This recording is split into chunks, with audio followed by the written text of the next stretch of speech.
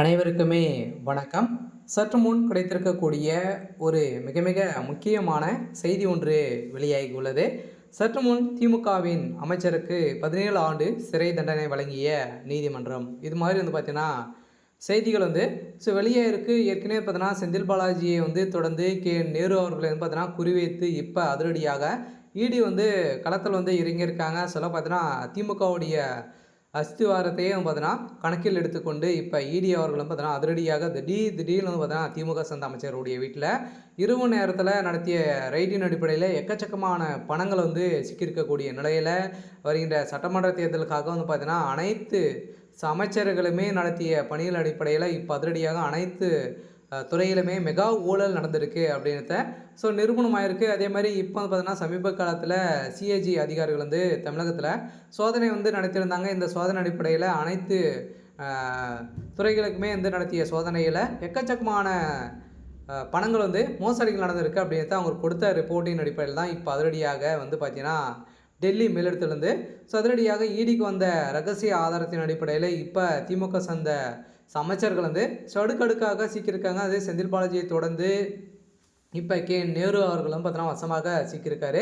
இதை பற்றி இந்த வீடியோவில் பார்க்கலாம். அதுக்கு முன்னாடி மறக்காமல் நம்மளுடைய சேனலை சப்ஸ்கிரைப் பண்ணி பாருங்கள்.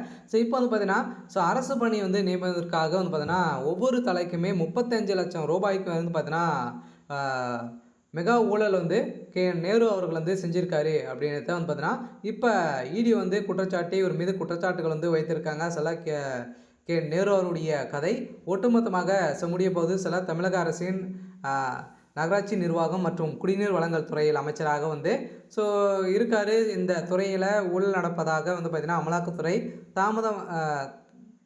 தக்கமான குற்றச்சாட்டை முன்வைத்துள்ளது. ஒவ்வொரு பணியிடத்திற்குமே பார்த்திங்கன்னா தலா 25 முதல் 35 லட்சம் ரூபாய் பார்த்திங்கன்னா அமலாக்கத்துறை வாங்கியவர் லஞ்சமாக பெற்றிருக்காரு அப்படின்றத கூறி ஆதாரத்துடன் பார்த்தீங்கன்னா தமிழ்நாடு டிஜிட்டல் கடிதம் எழுதியிருக்காங்க.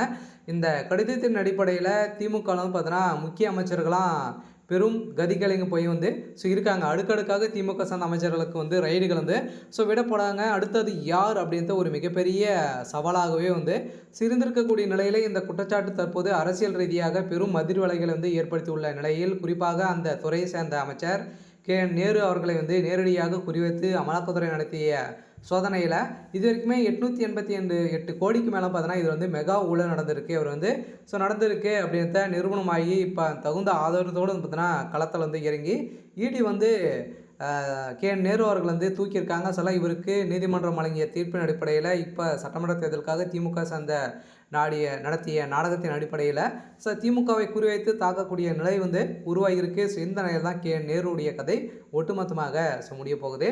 சரி, ஓகே. இன்னைக்கான அப்டேட் இதுதான். மறக்காமல் நம்மளுடைய சேனலை சப்ஸ்கிரைப் பண்ணி சப்போர்ட் பண்ணுங்கள். தேங்க்யூ.